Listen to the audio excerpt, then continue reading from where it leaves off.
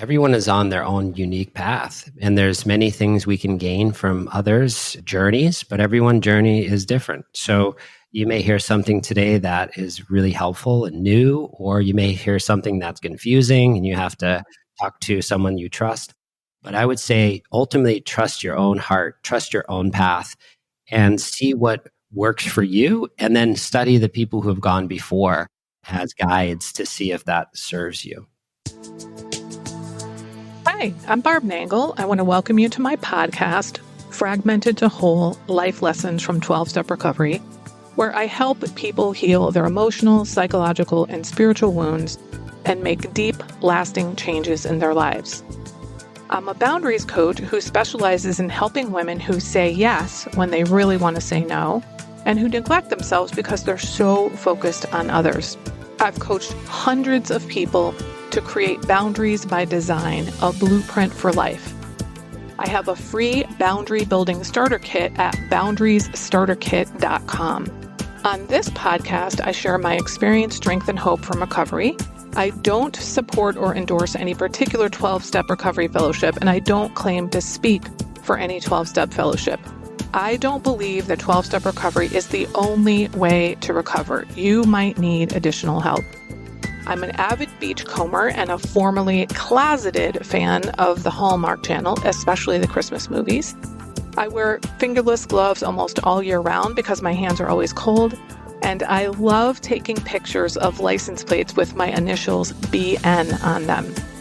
My hope is that you'll find my words concretely helpful in improving your life, whether you're in recovery or not. If you liked what you've heard on this episode, please screenshot it and share it on your social media. Be sure to tag me at Higher Power Coaching.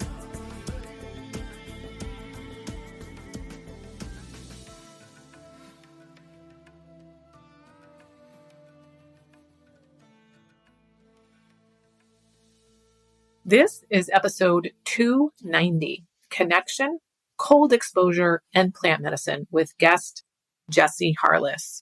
Hey, everybody. Welcome back to the podcast. I'm really excited today for this conversation with Jessie.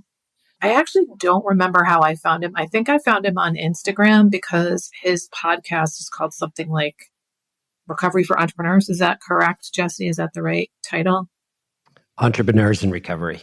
I started following him and I got his newsletter. I was like, I need to talk to this guy. And so we connected, and then I was a guest on his podcast. And if I remember correctly, you said something like, that was like a boundaries masterclass, Barb, when I was on your episode. And just the bits and pieces that I've picked up from Jessie over time on his story, I absolutely wanted to have him on the podcast to share his story. So I'm going to let him just start talking, and then I'm sure I will pipe in at some points in time, but would love to hear about your journey and what you think would benefit people from, who are listening. Yeah. Thank you, Barb. It was great to have you on my show. You definitely did a wonderful job of laying out boundaries and really coaching me during the episode. So definitely check out that episode as well with Barb's skills. I'll link it in the show notes, actually. Yeah. So I haven't actually told a story in this way in a long time in this context. So I'll just allow whatever is coming to come. I think for me to start, there's things that you say that are powerful, like your words are really powerful. So I'm always really conscious of the way I tell my story now. And I would say my story really began in the womb with my mother smoking cigarettes and drinking coffee brandy and different things, because it wasn't really a thing, I guess you'd say. And in many ways, I came out of the womb addicted. And, my father was an alcoholic and his brothers were alcoholics, which would later take their lives, a direct result from alcoholism.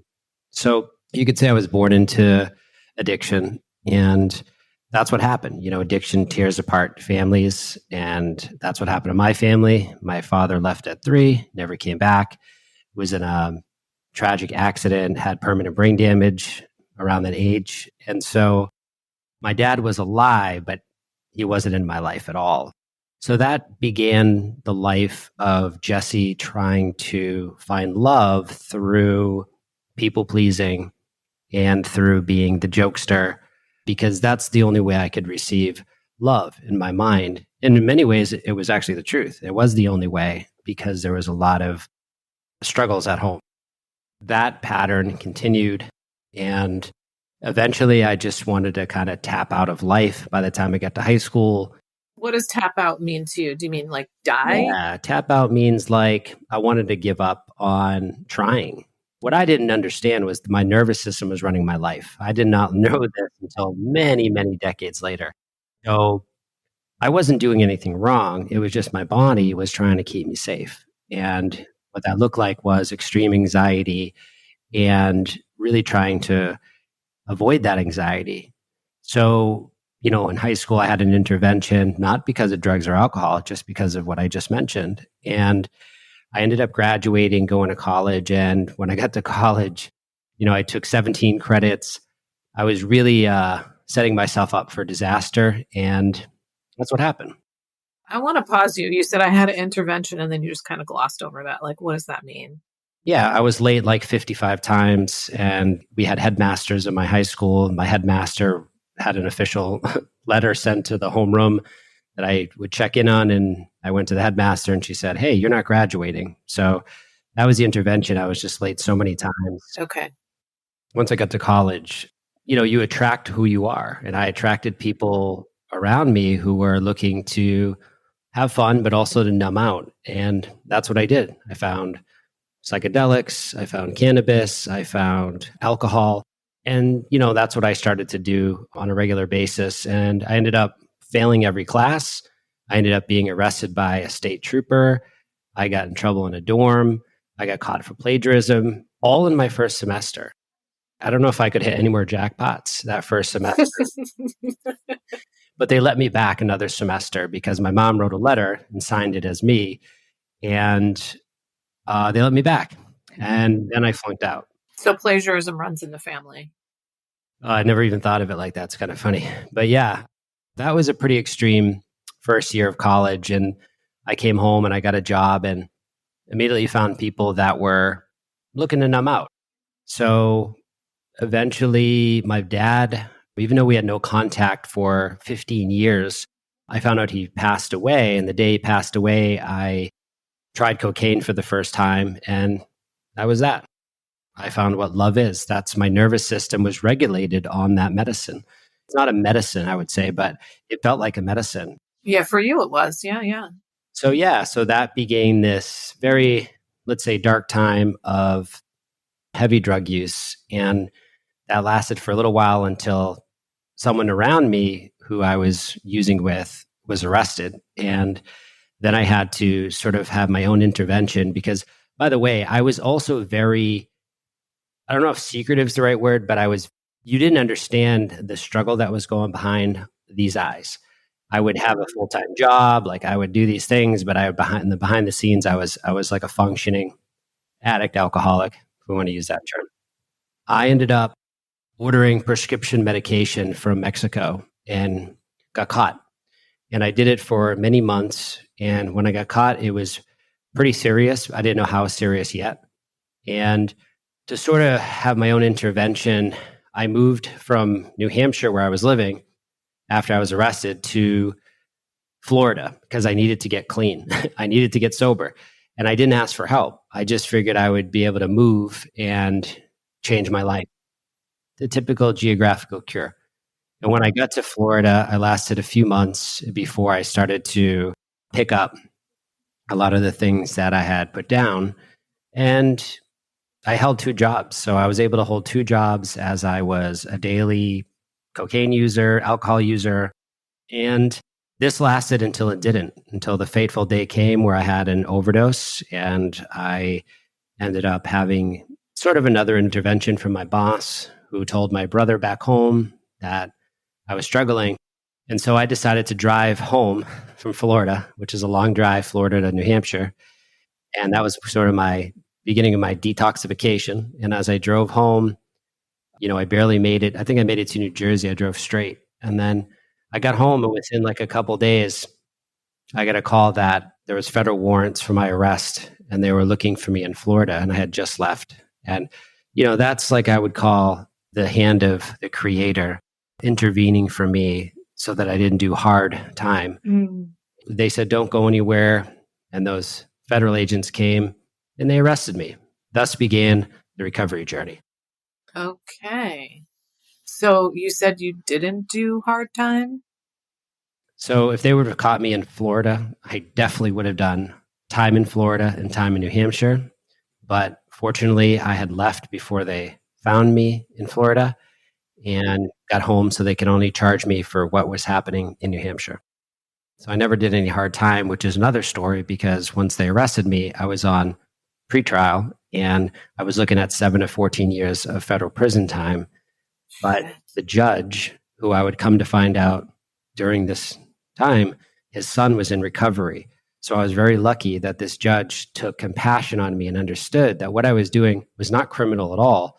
What I was doing was a result of trauma, my nervous system, and addiction.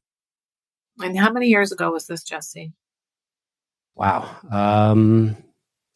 18 years ago, about 18 and a half years ago. So tell us about recovery. What did that look like? So my recovery started court ordered. I was court ordered to go to Alcoholics Anonymous and get my paper signed.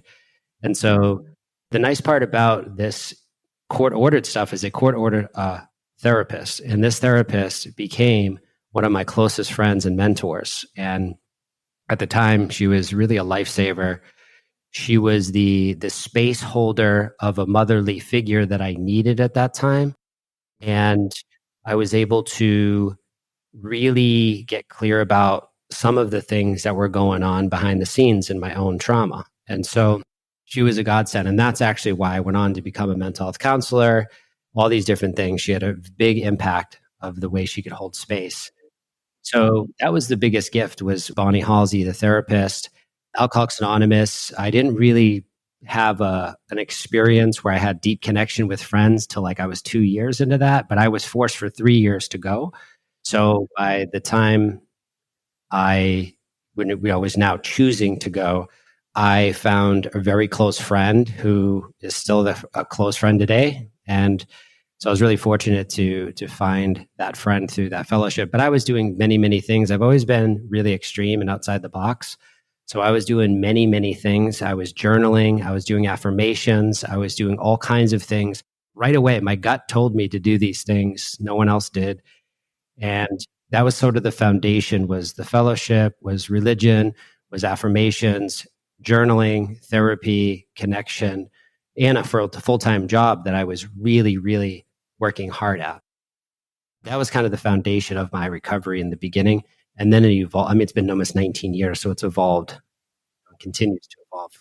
You look to be a rather physically fit person right now. Was there a physical fitness component in the beginning of your recovery? Like, were you trying to physically take care of your body and exercise and stuff like that? Yeah, I've always been into studying nutrition. And when I say always, when I got arrested, I took a course on nutrition at a community college. And then I started really going down the rabbit hole with health. And then I started to buy programs for fitness. So yes, it's always been a staple. It's exercise and nutrition.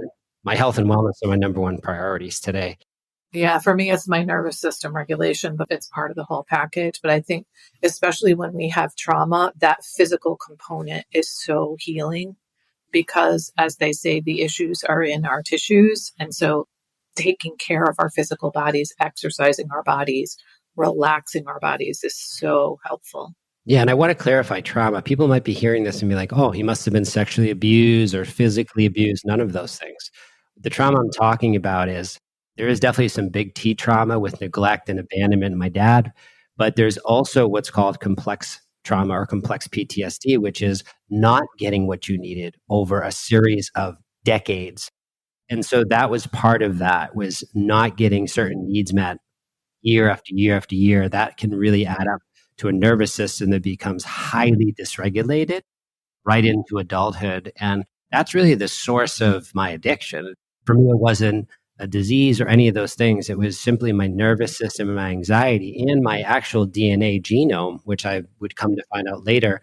I don't produce the gene to produce what's called BDNF, which is brain-derived neurotrophic factor. So because my brain doesn't produce that at almost any level, it's such a minute level, that increases my chances for anxiety every day of my life. So if I don't Oh do my activities goodness. Yeah. that regulate that, I will have anxiety every day of my life as an adult.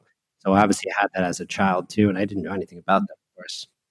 So your trauma story is very similar to mine. I have relational trauma, so I call it like the drip, drip, drip of emotional invalidation.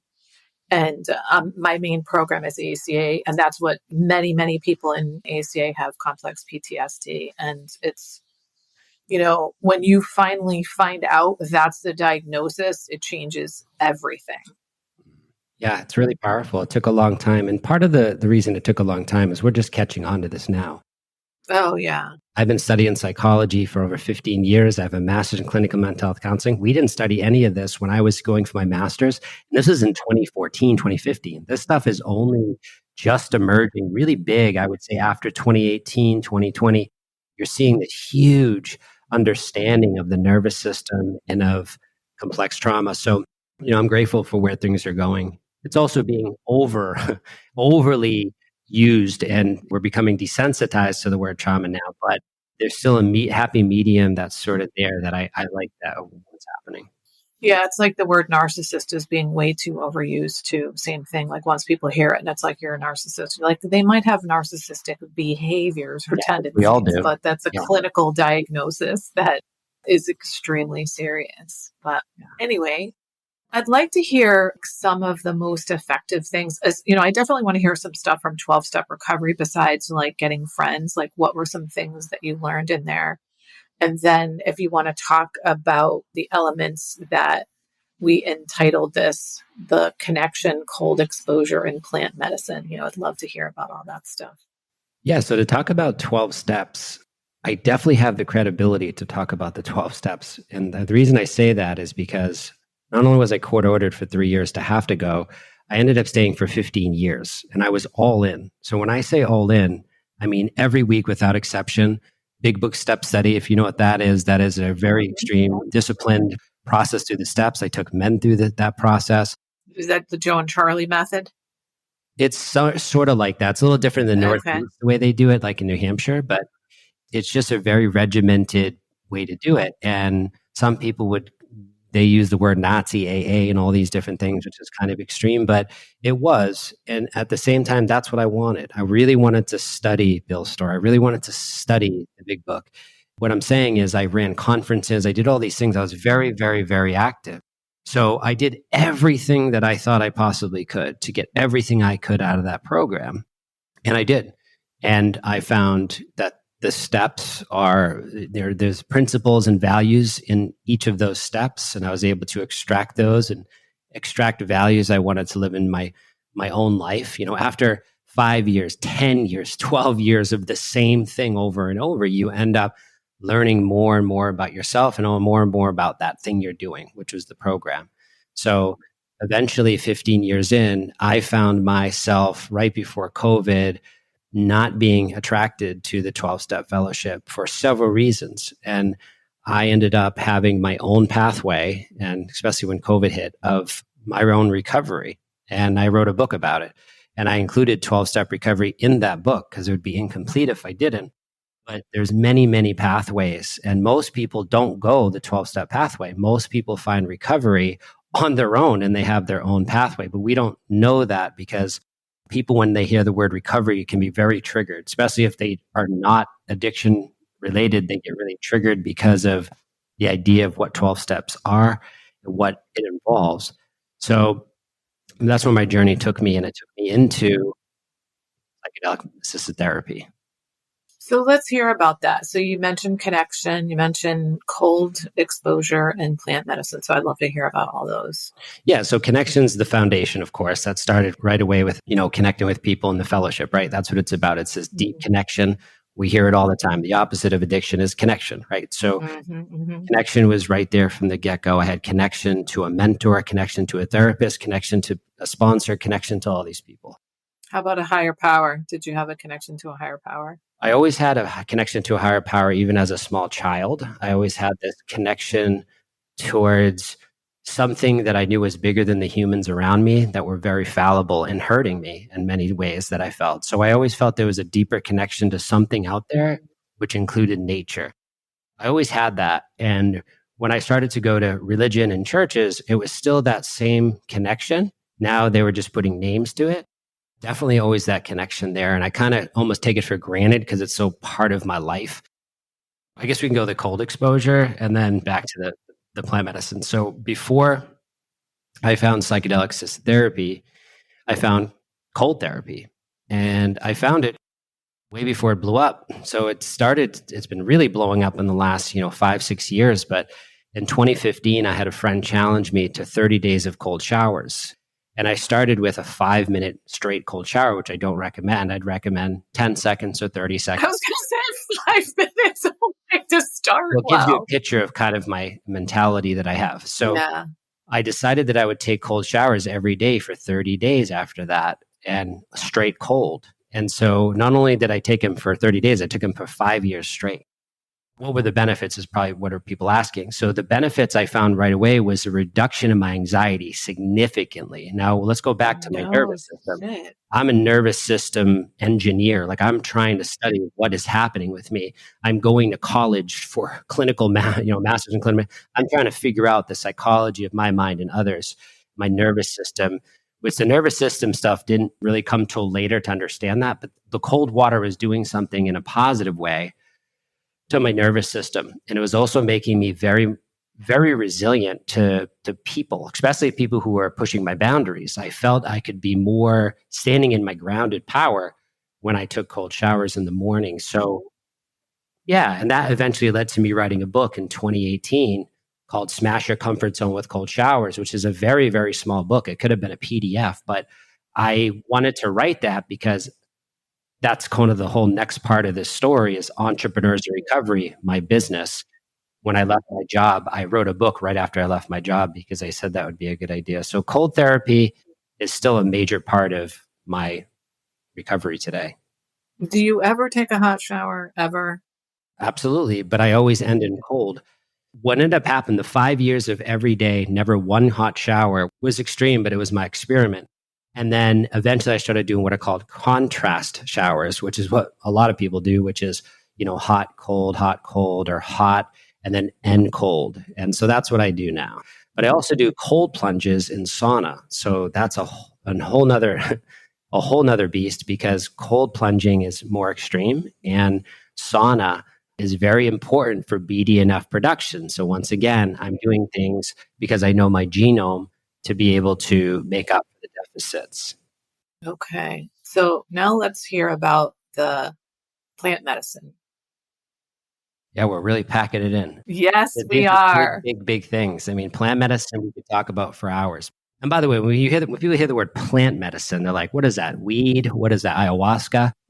No, it can include that. But what I'm really talking about is psychedelic assisted therapy, which what you'll see in the next 2 to 4 years is a very big explosion as this stuff becomes studied and becomes legal, which we're already seeing that happen. And ketamine is already legal therapeutically. This is a really big topic. I have a whole podcast and I interview many people on this topic. But for me, to break my ego, my sobriety, abstinent ego, to be able to get myself to do psychedelics was a monumental task. So it took me 4 years of study, 4 years of research of psychedelic medicines before I ever made the decision. And then when I made the decision, I was surgical with it. I had hired a coach who not only was in Alcoholics Anonymous, she had also utilized psychedelic therapies with 17 years of time in the program. So I really did my research before I ever did anything. And I'm not saying someone has to do this, but I had a therapist, I had a coach. I really took this surgically. And then from there, I journaled and studied every step of the way. So, obviously there's legality here and there's things that people can't do because it's illegal. So I did things my own way and I did it with help. And so if anyone's listening, especially people with long-term recovery or short-term recovery, they're thinking about doing psychedelic assisted therapy, well, absolutely listen to my podcast and listen to somebody who guests and understand that I was 15 years in my journey before I ever decided to do that. And some people don't have 15 years. Some people have treatment-resistant depression and they're going to kill themselves with something. So I think there's interventions that can be really helpful. But Yeah, that's kind of a high level. And again, we could have a whole episode about. Yeah. Well, I'm curious that 4 years of study, that's a really intense commitment. What was it that caused you to even begin the study, to say, like, this is something that I want to explore and I'm going to stick to exploring it before I make the decision? I'll make it a very short story, but it's very specific. I left my job, my career at Verizon Wireless. I went to a mastermind with entrepreneurs. They had a guest speaker named Dr. Dan Engel. Dr. Dan Engel wrote a book called A Dose of Hope, and it was about MDMA assisted therapy.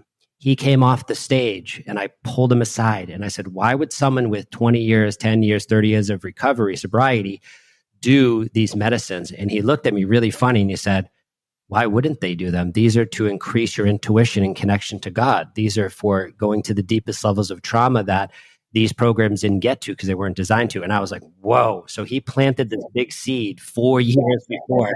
That's when my journey started. Yeah. Okay. And you were like, okay, I need to investigate to make sure that that's really true. Okay. So really intense message from someone who seemed like a credible source. So has your podcast taken a turn so that really just focuses on psychedelic assisted therapy now? Well, definitely in the beginning of the podcast was more guests that I met on the entrepreneurial journey. And then now it is starting to arc towards getting the information out there to keep people safe and understand psychedelic assisted therapy. So yes, you'll see most of my episodes starting to come out and really go towards entrepreneurs in recovery who are utilizing or working for or starting or running centers that specialize in psychedelic assisted therapy. Okay. Fantastic. Yeah, it sounds like a phenomenal resource. So not only will I link my episode from your podcast, I'll just link your generalized podcast in the show notes of this episode. So we've only got a couple of minutes left, Jesse. What are some things that you would like to leave us with that you haven't already shared?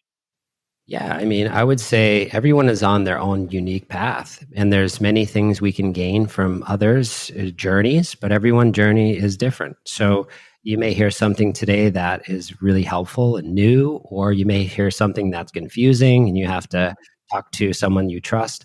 But I would say ultimately trust your own heart, trust your own path, and see what works for you, and then study the people who have gone before as guides to see if that serves you.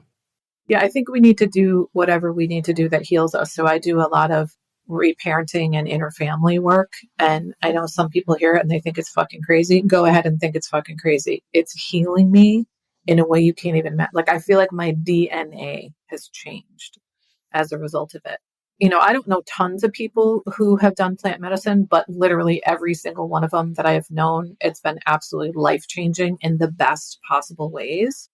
Though I know that there are people in recovery like, that's drugs, I can't do it. I mean, I think, you know, what you said, I can't remember the doctor's name, but he said, why wouldn't they? You know, after how many years of being clean and sober, why would you go ahead and do that? Well, because you want to heal. Yeah, exactly. And I want to get connected deeper into the great spirit, God, whatever. And yeah, I can help that. Absolutely. So we'll put your podcast in the show notes and your other ways for people to find you. But for those people who don't know how to find show notes, where can they find you online? I would say right on YouTube, Jesse Harless. Okay. And then are you on other social media like Instagram? Yeah, Jesse Harless. Instagram's Jesse Harless 222. Yeah, or my website, jesseharless.com. Okay, fantastic. Well, thank you so much, Jesse. I really appreciate you. I appreciate what you're doing as well. Thank you, everybody, for tuning in, and we will see you next week. You're feeling overwhelmed because you're overcommitted and just can't keep up. You neglect yourself even though you know you should take better care of yourself, but you just don't have the time.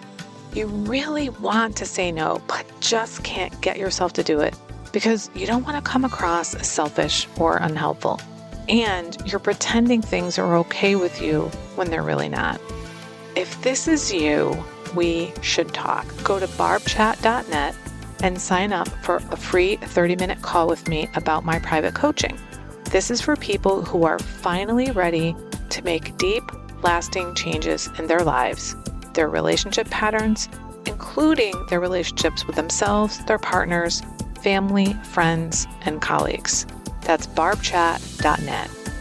If you like this podcast, and I'm guessing you did because you're still listening, you will also love my weekly newsletter, Friday Fragments, which has short essays similar to the podcast. You can check it out at fridayfragments.news. That's fridayfragments.news. If you haven't already subscribed to my podcast on your favorite podcast outlet, please do that. It helps carry the message to more people. I started this podcast because there was so much wisdom in recovery that just wasn't making its way out into the world. So I want as many people as possible to hear it. I'd also love it if you'd leave a 5-star rating or a review, which you can do on Apple Podcasts. It helps other people find it so they can get the benefits that you've gotten from listening.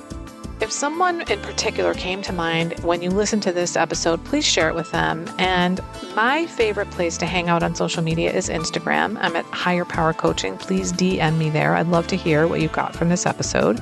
I run private and group coaching programs on building healthy boundaries. Whether you need help with boundaries in your personal, professional, or romantic life, I can help.